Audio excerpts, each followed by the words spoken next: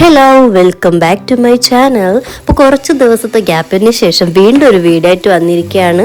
അപ്പോൾ ഇത്രയും ദിവസം വീഡിയോ ഇടാഞ്ഞത് കുറേ കാരണങ്ങളുണ്ട്. ബിസിയാണ്, അതുപോലെ തന്നെ കുറച്ച് മടിയുണ്ടായിരുന്നു, പനി പിടിച്ചു, അങ്ങനെ കുറച്ച് കാര്യങ്ങളുണ്ട്. അപ്പോൾ ഇന്നൊരു ഡേ ഇൻ മൈ ലൈഫായിട്ടാണ്. ഒന്ന് ഡേ ഇൻ മൈ ലൈഫ് അല്ല, ഇറ്റ്സ് എ മോർണിംഗ് വ്ളോഗ്. എപ്പോഴത്തെ പോലെ ഇന്ന് രാവിലെ ഒന്നും എഴുന്നേറ്റിട്ടില്ല. ജസ്റ്റ് ഒരു 6:30 ഒക്കെ ആയപ്പോഴാണ് ഞാൻ ഉറക്കം എഴുന്നേറ്റു. എന്നിട്ട് എന്നത്തെയും പോലെ ഒരു ചന്ദനത്തിരിയൊക്കെ കത്തിച്ചു വെച്ചു. ഇന്നത്തേക്ക് വേണ്ടുന്ന വെള്ളമൊക്കെ തിളപ്പിച്ചു വെച്ചു, മോൾക്ക് സ്കൂളിലൊക്കെ കൊണ്ടുപോകാനായിട്ട്. അതുപോലെ കഴിഞ്ഞ ദിവസം ഞാൻ ഉറക്കി വെച്ചിരുന്ന തൈരാണ് നല്ല ജെല്ലി ആയിട്ട് നല്ല അടിപൊളിയായിട്ട് വന്നിട്ടുണ്ട്. അപ്പോൾ ഇതിൻ്റെ ടിപ്പൊക്കെ ഞാൻ പഴയ വീഡിയോയിൽ പറഞ്ഞിട്ടുണ്ട്. അപ്പോൾ അതും ഞാൻ ഡെയിലി തൈരാക്കുന്ന കാര്യവും ഞാൻ പറഞ്ഞിട്ടുണ്ട്. ഇതിപ്പോൾ ഏകദേശം ഒരു 2-3 ആഴ്ചയായി കറിവേപ്പിലയാണ് വെള്ളത്തിൽ നിൽക്കുന്നു, ചെറിയൊരു വാട്ടമൊക്കെ ഉണ്ട്. അങ്ങനെ മോർണിംഗ് റുട്ടീൻസ് ഒക്കെ സ്റ്റാർട്ട് ചെയ്യുവാണ്. അപ്പോൾ ഇന്നത്തെ ബ്രേക്ക്ഫാസ്റ്റ് ഗോതമ്പ് ദോശയാണ്. നോർമലി ഗോതമ്പ് ദോശ ഒട്ടുമിക്കവർക്കും ഇഷ്ടമില്ല. എൻ്റെ വീട്ടിൽ മാർക്കും ഇഷ്ടമല്ല, എനിക്കും ഇഷ്ടമല്ല. പക്ഷെ ഗോതമ്പ് ദോശ ഉണ്ടാക്കുന്ന സമയത്ത് എന്തെങ്കിലും ഇഷ്ടമുള്ള കറിയും കൂടി വെച്ചാൽ കുഴപ്പമില്ലല്ലോ. അപ്പോൾ ആദ്യം തന്നെ ഞാൻ വെള്ളമൊക്കെ നാറാനായിട്ട് ഒരു പരന്ന പാത്രത്തിൽ വെച്ച് അത് ഫാനിൻ്റെ അടിയിലേക്ക് കൊണ്ടുപോകുന്നുണ്ട്. അതിനുശേഷമാണ് ഗോതമ്പ് ദോശ ഉണ്ടാക്കുന്നത്. പിന്നെ എൻ്റെ കൗണ്ടർ ടോപ്പിൽ ഇപ്പോൾ എഗ്ഗ് എന്താ ഇങ്ങനെ ഇരിക്കുന്നതെന്ന് വെച്ചാൽ, മുട്ട ഫ്രിഡ്ജിൽ വെച്ചിരുന്ന ചിലപ്പോൾ ഞാൻ മറന്നു പോകാറുണ്ട് മുട്ടയുടെ കാര്യം. എന്താണെന്നറിയില്ല, മുട്ട എപ്പോഴും ഞാൻ മിസ്സായപ്പോൾ. അപ്പോൾ കൗണ്ടർ ടോപ്പിൽ വെച്ച് കഴിഞ്ഞാൽ എപ്പോഴും ഓർത്തിട്ട് ഡെയിലി അതെടുത്ത് യൂസ് ചെയ്യുമല്ലോ. അപ്പോൾ എന്തെങ്കിലും ഇപ്പോൾ ഒത്തിരി ഐറ്റംസ് ഉണ്ടല്ലോ മുട്ട ഇതുപോലെ പുറത്ത് സൂക്ഷിക്കാനായിട്ട്. അങ്ങനെ എന്തെങ്കിലുമൊക്കെ ഒന്ന് അറേഞ്ച് ചെയ്യണം. എന്നും നമ്മൾ വളരെ നേരത്തെ തന്നെ എഴുന്നേറ്റ് എല്ലാം ഒതുക്കണമെന്നൊക്കെ ചോദിച്ചാൽ അത് ഡിപ്പെൻസ് ആണ്. ഇപ്പം എന്നോട് ചോദിച്ചാൽ ഞാൻ എന്നും രാവിലെ 4 മണിക്ക് എഴുന്നേക്കണം എന്നൊന്നും പറയില്ല. കാരണം എപ്പോഴും നമ്മുടെ ആരോഗ്യമാണ് നമുക്ക് ഇമ്പോർട്ടൻസ്. ഇപ്പോൾ 4 മണിക്ക് ഇപ്പോൾ രാത്രി ലേറ്റ് 1-2 മണിക്ക് കിടക്കുന്ന ഒരാൾ രാവിലെ 4 മണിക്ക് എഴുന്നേക്കണം എന്ന് പറഞ്ഞാൽ നമ്മുടെ ആരോഗ്യത്തിന് അത് ഒരുപാട് ബാധിക്കും.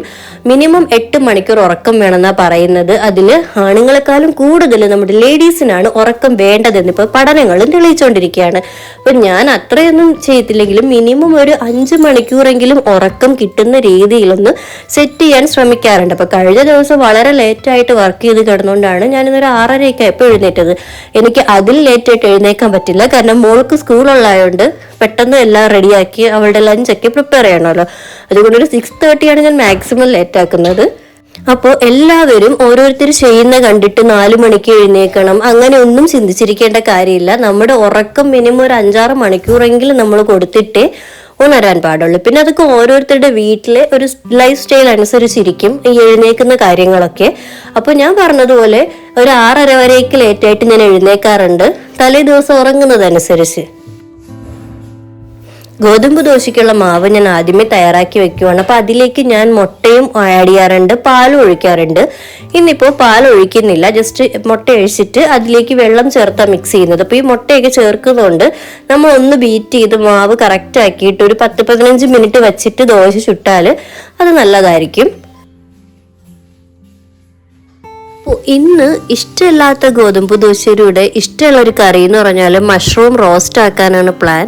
അപ്പോൾ ഗോതമ്പ് ദോശയിൽ ഓൾറെഡി നമ്മൾ മുട്ടയൊക്കെ ആഡ് ചെയ്യുന്നുണ്ട്, നല്ല ടേസ്റ്റ് ആയിരിക്കും. ഈ ഗോതമ്പിനെക്കാളും മൈദയ്ക്കകത്ത് മുട്ടയും പാലും ചേർത്ത് ചെറിയൊരു പാൻ കേക്ക് മാതിരി ഉണ്ടാക്കി എടുക്കുന്നതാണ് ഇതിലും ടേസ്റ്റ്. ഒരു 2 മുട്ടയൊക്കെ ഇടുമ്പോഴാണ് മുട്ടയുടെ ആ ഒരു ചുവ വരത്തുള്ളൂ. ഇതിപ്പോൾ ഞാൻ ഒരു മുട്ട ഇട്ടുള്ളൂ, അപ്പോൾ മുട്ട ഇട്ടിട്ടുണ്ടെന്ന് അറിയത്തില്ല.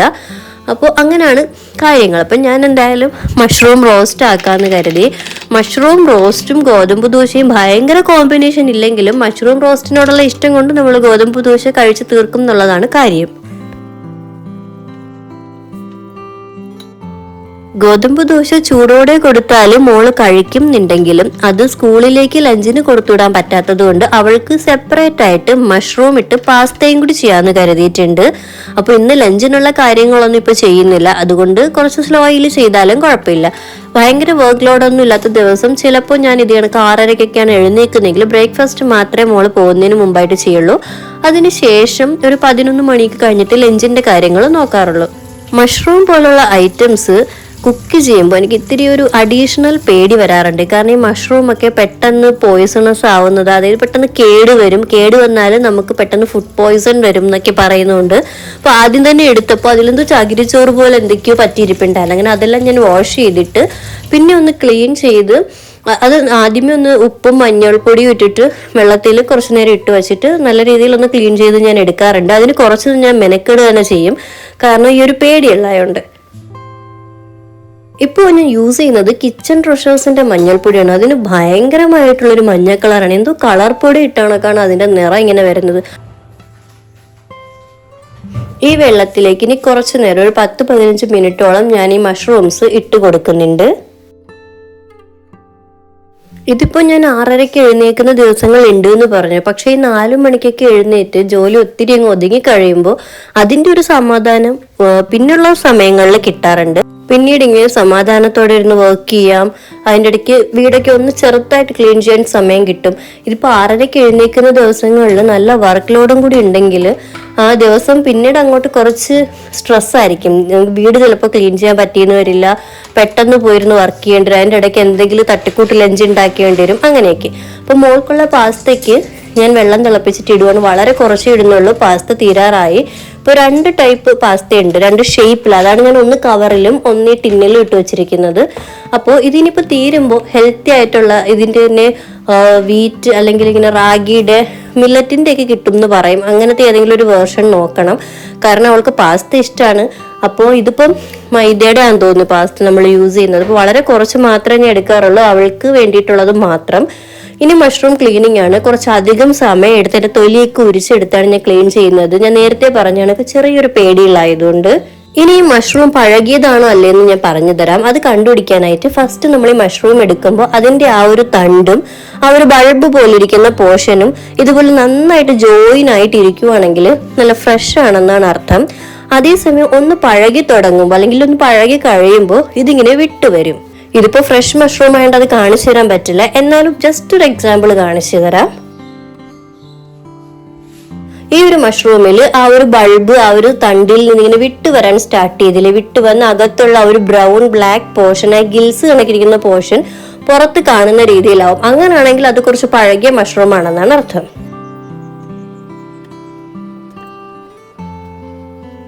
ഇതുപോലെ അതിന്റെ പുറത്തുള്ള തൊലി ജസ്റ്റ് ഇങ്ങനെ ഉരിച്ചുരിച്ച് കളഞ്ഞിട്ട് ഞാൻ വീണ്ടും ഒന്ന് ടാപ്പിൽ വാഷ് ചെയ്ത് വെള്ളം തോരാനായിട്ട് മാറ്റി വെക്കും. അതിനുശേഷമാണ് മഷ്റൂം വെച്ചിട്ട് ഞാൻ എന്തായാലും കറി ആയാലും അല്ലെങ്കിൽ സോട്ടഡ് മഷ്റൂംസ് ആയിട്ട് എടുക്കത്തില്ല, എന്തായാലും ഇങ്ങനെ ചെയ്തിട്ടാണ് ഞാൻ യൂസ് ചെയ്യാറ്. ഇത്രയും ചെയ്ത് വെച്ചതിന് ശേഷം ദോശ ഉണ്ടാക്കിയിട്ടാവാം ബാക്കി പരിപാടിയെന്നായി. കാരണം ദോശ ഉണ്ടാക്കി വെച്ചാൽ മോൾ ഉണർന്നു കഴിഞ്ഞാൽ എനിക്ക് അതിനകത്ത് നെയ്യും പഞ്ചസാരയൊക്കെ ഇട്ടോ അല്ലെങ്കിൽ ഏതെങ്കിലും രീതിയിൽ കൊടുക്കാൻ പറ്റും.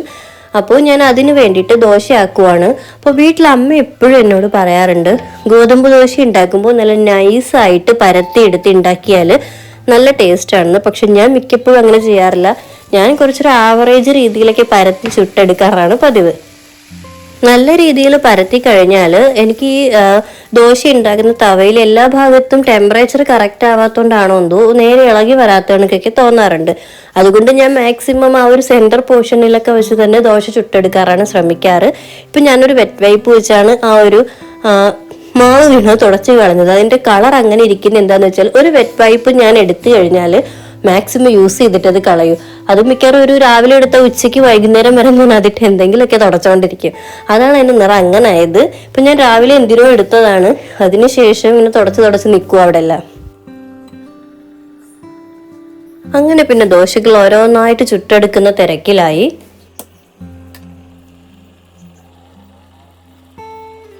ഞാൻ അരിദോശ ആയാലും ഗോതമ്പ് ദോശ ആയാലും കൂടുതലും നെയ്യ് തടവിയാണ് ചുടാറ്. എണ്ണയെക്കാളും കൂടുതലും നെയ്യാണ് യൂസ് ചെയ്യാറ്.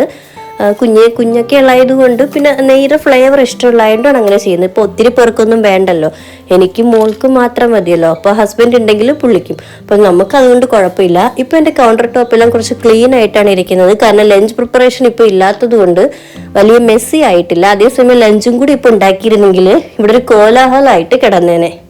എത്രയൊക്കെ വെജീസ് കട്ട് ചെയ്ത് ഫ്രിഡ്ജിൽ വെച്ചാലും കുറേയൊക്കെ ലഞ്ചിന്റെ സമയമാകുമ്പോൾ അതൊന്ന് മെസ്സാവും. നമ്മൾ തേങ്ങ എടുക്കുന്നതും അത് ചിരകുന്നതും കാര്യങ്ങളൊക്കെ ആയിട്ട് കൗണ്ടർ ടോപ്പ് ചെറുതായിട്ടൊന്ന് മെസ്സായിട്ടേ ഇരിക്കുള്ളൂ.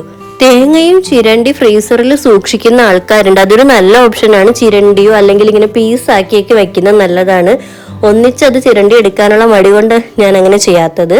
പിന്നീട് ആ പാസ്തയൊക്കെ കുക്ക് ചെയ്തത് ഒന്ന് വാർന്ന് വെച്ചിട്ട് ആ പാത്രത്തിൽ ഞാൻ മുട്ടയും ബോയിൽ ചെയ്യാൻ വെക്കുന്നുണ്ട്.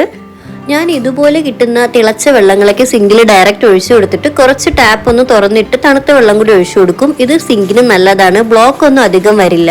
ദോശ കംപ്ലീറ്റ് ചുട്ട് മാറ്റിയിട്ടുണ്ട്. പാസ്തയും കുക്ക് ചെയ്ത് മാറ്റി. ഇനി പാസ്ത ഉണ്ടാക്കി വെച്ചതിന് ശേഷം മഷ്റൂം കറി ഉണ്ടാക്കാനുള്ള പ്ലാനിലാണ്. അതാവുമ്പോൾ മോളുടെ ലഞ്ചിന്റെ കാര്യം കഴിയും. ബ്രേക്ക്ഫാസ്റ്റ് അവൾക്ക് മഷ്റൂം കറി ഇല്ലെങ്കിലും ഗോതമ്പ് ദോശ കഴിച്ചോളും. അപ്പൊ അതുകൊണ്ട് മോളുടെ കാര്യം മാറ്റാനായിട്ടാണ്, കംപ്ലീറ്റ് ഒന്ന് ചെയ്ത് തീർക്കാനാണ് ഞാൻ ഈ കാര്യങ്ങളെല്ലാം ആദ്യം ചെയ്യുന്നത്. അപ്പോൾ പാസ്തയ്ക്കായിട്ട് ആദ്യം തന്നെ ബട്ടർ ഇട്ട് കൊടുക്കുന്നുണ്ട്. ഈ ബട്ടറിലേക്ക് വൈറ്റ് സോസ് ഉണ്ടാക്കാനാണ് ആദ്യം ചെയ്യാറ്. ഇന്ന് മഷ്റൂം ഉള്ളതുകൊണ്ട് ജസ്റ്റ് മഷ്റൂംസ് കുറച്ചെടുത്ത് ഞാനൊന്ന് സോട്ട് ചെയ്തൊന്ന് എടുക്കുന്നുണ്ട്. മഷ്റൂംസ് ഇതിൽ സോട്ട് ചെയ്തെടുത്തതിന് ശേഷം വൈറ്റ് സോസ് ആക്കിയിട്ട് പാസ്ത ആക്കാനുള്ള ഒരു പ്ലാനിലാണ്. ഈ ഒരു ബട്ടറിൽ മഷ്റൂംസ് ഇങ്ങനെ കുക്ക് ചെയ്ത് എടുക്കുന്നത് കൊണ്ട് ആ മഷ്റൂമിൽ നിന്നൊരു ചെറിയ ബ്രൗൺ കളർ ഇതിലേക്ക് ഇറങ്ങും. അപ്പൊ ഇന്നത്തെ പാസ്തയ്ക്ക് പ്യുവർ വൈറ്റ് കളർ ഒന്നും കിട്ടില്ല, ചെറുതായിട്ടൊരു ഓഫ് വൈറ്റ് കളർ. ഞാൻ മോൾക്ക് ഉണ്ടാക്കുന്ന പാസ്തയിൽ ഈ ഗാർലിക് ചേർക്കാറില്ല, പ്രത്യേകിച്ച് ഒന്നും ചേർക്കാറില്ല. ഈ ചില്ലി ഫ്ലേക്സ് ഒന്നും ചേർക്കില്ല, കാരണം അവൾക്ക് എരിയൊന്നും പറ്റില്ല. അപ്പോൾ ഞാൻ ജസ്റ്റ് ഒർഗാനോ, അതുപോലെ നമ്മുടെ വൈറ്റ് സോസും ഒർഗാനോ മാത്രം, ഉപ്പും മാത്രമേ ചേർക്കാറുള്ളൂ. അപ്പോൾ അതിനായിട്ട് ഞാൻ ബട്ടർ മെൽറ്റ് ചെയ്ത് കുറച്ച് മൈദ ആഡ് ചെയ്ത് കൊടുക്കുന്നുണ്ട്. മൈദ ആഡ് ചെയ്ത് അതിലേക്ക് പാലും കൂടി ഒഴിച്ച് ഒത്തിരി അങ്ങ് കുറുക്കാനൊന്നും നിൽക്കില്ല. ചെറുതായിട്ടൊന്ന് കുറുകി വരുന്ന സമയത്തേക്ക് ഞാൻ ഇതിലേക്ക് ബാക്കി ഐറ്റംസ് എല്ലാം ഇട്ട് കൊടുക്കും. കാരണം ഒത്തിരി കുറുകി പോയാൽ അത് പിന്നെ ലഞ്ചിന്റെ സമയം വരെ ഇരിക്കുമ്പോൾ വീണ്ടും നല്ല രീതിയിൽ കട്ടിയായി പോകും. അപ്പോൾ ഈ പാസ്തയുടെ സോസ് ഉണ്ടാക്കുന്ന സമയത്ത് തന്നെ ഞാൻ ഉപ്പും ചേർത്ത് കൊടുക്കും. ഒറിഗാനോ ആണ് ഞാൻ കൈവച്ചിങ്ങനെ ഞെരടി ചേർത്ത് കൊടുക്കുന്നത്, അതും അവൾക്ക് കുഴപ്പമില്ല. അതിനുശേഷം കുറച്ച് ലിക്വിഡ് ആയിട്ട് ഇരിക്കുമ്പോൾ തന്നെ പാസ്തയും മഷ്റൂമും ആഡ് ചെയ്ത് കൊടുക്കുന്നുണ്ട്. കുറച്ച് ഇതുപോലെ ലൂസ് ആക്കി എടുത്താലേ ലഞ്ച് ടൈം ആവുമ്പോഴത്തേക്കും അത് കറക്റ്റ് ഒരു ക്രീമി ടെക്സ്ചറിൽ ഇരിക്കുള്ളൂ, അല്ലെങ്കിൽ ഡ്രൈ ആയി പോവും. അങ്ങനെ ഡ്രൈ ആക്കി കൊടുത്തു കഴിഞ്ഞാൽ എന്തായാലും അവൾ വരുമ്പോൾ ചോദിക്കും, അമ്മ പാസ്തയിൽ, അവൾ പാസ്തയെന്നല്ല പിസ്തയെന്നാ പറയാ, പിസ്തയിൽ ക്രീം ഇല്ലായിരുന്നു എന്ന് വന്ന് പറയും. അങ്ങനെ അതൊന്ന് ഒതുക്കി വെച്ചതിന് ശേഷം മഷ്റൂം റോസ്റ്റ് ഉണ്ടാക്കാം. അപ്പോൾ അതിനായിട്ട് ഞാൻ സവോളയും ചെറുതായിട്ട് അരിഞ്ഞ് ചേർക്കുന്നുണ്ട്. ഒരു മീഡിയം സൈസ് സവോളയും ഒരു കുഞ്ഞി തക്കാളിയാണ് ചേർക്കുന്നത്.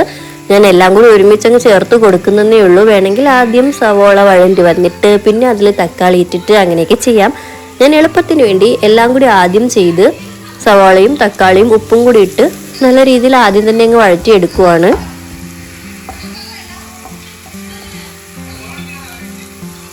ഇതൊന്ന് വഴണ്ടി വരുമ്പോഴത്തേക്കും പൊടികളിലിട്ട് മഷ്റൂം ഇട്ട് കുക്ക് ചെയ്യാറാണ്. അത് ഇത്തിരി എളുപ്പപ്പണിയാണ്, ഒത്തിരി പരിപാടിയൊന്നുമില്ല.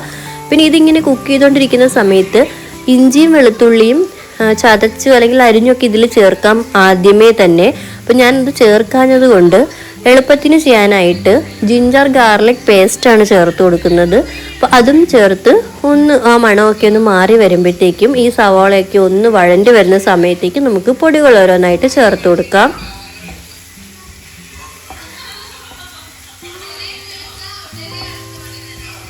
ഈ സവോളയും തക്കാളിക്കും ഒന്ന് വഴണ്ടി വരുന്ന സമയത്ത് ഇതെല്ലാം ഞാൻ സെന്ററിലോട്ടൊന്ന് ആക്കി വെച്ചിട്ടാണ് പൊടി ഇട്ട് കൊടുക്കുന്നത്. ഒട്ടുമിക്ക ആൾക്കാർ അങ്ങനെയൊക്കെ ആയിരിക്കും ചെയ്യുന്നത്, ഇല്ലെങ്കിൽ പൊടി കരിഞ്ഞു പോണതായിട്ട് എനിക്ക് തോന്നും. പാത്രത്തിലേക്ക് തട്ടി ഇട്ട് കൊടുത്താൽ അപ്പോൾ ഒന്ന് നടുക്കോട്ടാക്കി വെച്ചിട്ട് അതിൻ്റെ മുകളിലേക്ക് മഞ്ഞൾപ്പൊടി, മുളക് പൊടി, മല്ലിപ്പൊടി, ഗരം മസാല ഇത്രയും ചേർക്കുന്നുണ്ട്. ഇത് ഇത്രയും കൂടി ചേർത്ത് അതിൻ്റെ പച്ചമണം മാറുന്നവരെ ഒന്നും കൂടി ഒന്ന് വഴറ്റിയെടുക്കും. പൊടികളുടെ എല്ലാം ആ ഒരു പച്ചമണം ഒന്ന് മാറി കിട്ടുന്ന സമയത്ത് മഷ്റൂമും കൂടി ആഡ് ചെയ്തിട്ട് ഒന്ന് മിക്സ് ചെയ്തെടുക്കും. ശേഷം ഇത് അടച്ചു വെച്ചിട്ട് കുക്ക് ചെയ്യാനായിട്ട് വെക്കും. ഈ സമയം ഞാൻ കരുതി മോൾക്ക് ഫ്രഞ്ച് ഫ്രൈസും കൂടി ആക്കി കൊടുക്കാന്ന്. അപ്പോൾ ഒരു പൊട്ടറ്റോ എടുത്തിട്ട് ഞാൻ പൊട്ടറ്റോ വാങ്ങുന്ന സമയത്ത് പല സൈസിലുള്ളത് എടുക്കും. 1-2 വലിയ ഉരുളക്കിഴങ്ങും എടുക്കും, പിന്നീട് സാധാ സൈസും എടുക്കും. അപ്പോൾ ഈ വലിയ ഉരുളക്കിഴങ്ങ് എടുക്കുന്നത് ഇതുപോലെ ഫ്രഞ്ച് ഫ്രൈസ് ആക്കാനായിട്ടാണ്. അപ്പോൾ ഇന്ന് ഞാൻ ഇതുപോലെ കുറച്ച് പീസ് എടുത്തിട്ട് ബാക്കി കട്ട് ചെയ്തത് അതുപോലെ ഇങ്ങ് ഫ്രീസറിലേക്ക് വെക്കും. പിന്നെ പിറ്റേ ദിവസം വേണമെങ്കിൽ എടുക്കാമല്ലോ. ഗ്യാസ് സ്റ്റോപ്പിൽ അവിടെ ഇവിടെയൊക്കെ ആയിട്ട് സാധനങ്ങൾ ഇരിക്കുന്നുണ്ട്. എയർ ഫ്രയറിൽ ഉണ്ടാക്കാനായിട്ടാണ് ഞാൻ ഇതിൽ കുറച്ച് എണ്ണയും ഉപ്പും കൂടി ചേർത്ത് മിക്സ് ചെയ്തിട്ട് എയർ ഫ്രയറിലേക്ക് മാറ്റുന്നത്. എളുപ്പപ്പണിക്കാണ് ഞാനിത് ചെയ്തത്. പക്ഷെ അവസാനം ഞാനൊരു അബദ്ധം കൂടി കാണിക്കുന്നുണ്ട്. ഞാൻ ആദ്യമേ ഇതെല്ലാം ഇതിലിങ്ങനെ നിരത്തി വെച്ചിട്ട് കറക്റ്റായിട്ട് ടൈമൊക്കെ സെറ്റ് ചെയ്യുന്നുണ്ട്. ഒരു 10 മിനിറ്റോളം കൊടുക്കും. 5 മിനിറ്റ് ഒന്ന് കുക്ക് ചെയ്തിട്ട് പിന്നെ ഇതൊന്ന് തിരിച്ചും മറിച്ചൊക്കെ ഇട്ട് കൊടുക്കുക, വീണ്ടും 5 മിനിറ്റ് കുക്ക് ചെയ്യുക. ഇതായിരുന്നു എൻ്റെ പ്ലാൻ.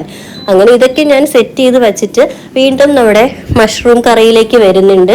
എൻ്റെ മനസ്സിൽ ഇത്രയും സമയം കൊണ്ട് മഷ്റൂമിന് വെള്ളം ഇറങ്ങി കാണുമെന്നായിരുന്നു, പക്ഷെ ഒട്ടും വെള്ളം ഇറങ്ങിയിട്ടുണ്ടായിരുന്നില്ല. അപ്പൊ ഞാൻ എന്ത് കരുതിയെന്ന് വെച്ചാൽ ഞാൻ തന്നെ ഇത് ഇളക്കി കൊടുത്തിട്ട് ഞാൻ വെള്ളം ആഡ് ചെയ്ത് കൊടുത്തു. ഇത് റോസ്റ്റാണ്, അപ്പൊ ഒത്തിരി ഗ്രേവിയുടെ കാര്യമില്ല, മഷ്റൂമിൽ നിന്ന് വരുന്ന വെള്ളം മതിയല്ലോ എന്ന് കരുതി. നോർമലി മഷ്റൂമിൽ അങ്ങനെ വെള്ളം ഇറങ്ങി വരുന്നുണ്ട്, അപ്പൊ ഇതിൽ നിന്ന് വരാത്തത് കൊണ്ട് ഞാനായിട്ട് കുറച്ച് വെള്ളം ഒഴിച്ചു കൊടുക്കുകയാണ് പിന്നെ ചെയ്തത്. മഷ്റൂം ഒന്നും ഒത്തിരി നേരം കുക്ക് ചെയ്യേണ്ട കാര്യമില്ല, പെട്ടെന്ന് തന്നെ കുക്കായി കിട്ടുന്നതാണ്. അപ്പോൾ ഞാൻ ജസ്റ്റ് വെള്ളം കൂടി ഒഴിച്ച് ഒന്ന് മിക്സ് ചെയ്തിട്ട് വീണ്ടും ഒരു 5 മിനിറ്റോളം ഇതൊന്ന് നല്ല കുറുകി വരാൻ വേണ്ടിയിട്ട് വെക്കുന്നുണ്ട്. അതിനുശേഷം ഞാൻ എന്ത് ചെയ്തെന്ന് വെച്ചാൽ നേരെ ആ സമയം കൊണ്ട് ഏകദേശം ഒരു 5 മിനിറ്റൊക്കെ ആയി സമയത്ത് ഞാൻ നേരെ എയർ ഫ്രയറിലേക്ക് പോയിട്ട് തിരിച്ചിടാൻ നോക്കിയിട്ട് പറ്റുന്നില്ല, എന്തോ ഒട്ടിപ്പിടിച്ചിരിക്കുന്ന താഴെ. അങ്ങനെ ഞാൻ എന്തോ ചെയ്തു, ഒരു ഫോർക്ക് വെച്ച് എല്ലാം തിരിച്ചിട്ട് കൊടുക്കുവാണ്. തിരിച്ചിട്ടിട്ട് ഒന്ന് വേഗം ക്രിസ്പി ആക്കി ഇട്ടട്ടെ എന്ന് കരുതി ടെമ്പറേച്ചർ ഒന്ന് കൂട്ടി വെച്ചു.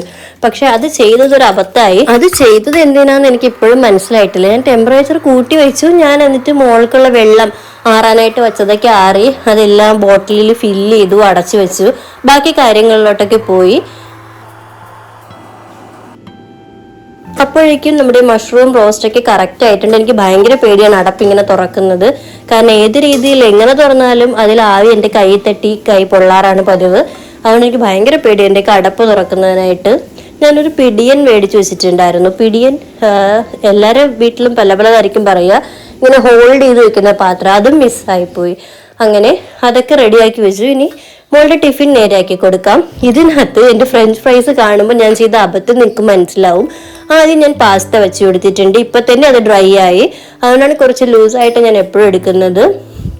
ശേഷം ഒരു മുട്ടയുടെ വെള്ള വെക്കുന്നുണ്ട്, മഞ്ഞ അവള് കഴിക്കില്ല, അതുകൊണ്ടാണ്. അതിനുശേഷം എൻ്റെ ഫ്രഞ്ച് ഫ്രൈസ് വന്നിട്ടുണ്ട്. ഞാൻ ആ ടെമ്പറേച്ചർ കൂട്ടി വെച്ചപ്പോൾ നല്ല ക്രിസ്പി ആയിട്ടുണ്ടായിരുന്നു, പക്ഷേ ഒരുമാതിരി കരിഞ്ഞ് ക്യാരമലൈസ് ചെയ്ത് കണക്കായിപ്പോയി. ടേസ്റ്റിന് കുഴപ്പമില്ലായിരുന്നു, ഞാൻ കഴിച്ചു നോക്കി. പിന്നെ ക്യാരറ്റ് അരിഞ്ഞു വെച്ചെടുത്തിട്ടുണ്ട്, ക്യാരറ്റ് അവള് കഴിക്കില്ല, എന്നിട്ടും ഞാൻ വെച്ചു കൊടുത്തത് 2-3 ദിവസം ഇരിക്കുന്നത് കണ്ടിട്ടെങ്കിലും ഒന്ന് കഴിക്കട്ടെ എന്ന് കരുതിയാണ്. പക്ഷെ എൻ്റെ ഫ്രഞ്ച് ഫ്രൈസ് അവള് കഴിച്ചിട്ടുണ്ടായിരുന്നില്ല, അവൾക്ക് ഏറ്റവും ഇഷ്ടപ്പെട്ട ഫുഡായിരുന്നു, എന്നിട്ട് കളർ കണ്ടിട്ട് അവള് കഴിച്ചില്ല. ഇതൊക്കെയാണ് ഇന്നത്തെ രാവിലത്തുള്ള വിശേഷം. എല്ലാവർക്കും ഇഷ്ടമായെന്ന് വിശ്വസിക്കുന്നു. ഇതുപോലത്തെ പുതിയൊരു വീഡിയോയിലൂടെ വീണ്ടും കാണാം. Thanks for watching.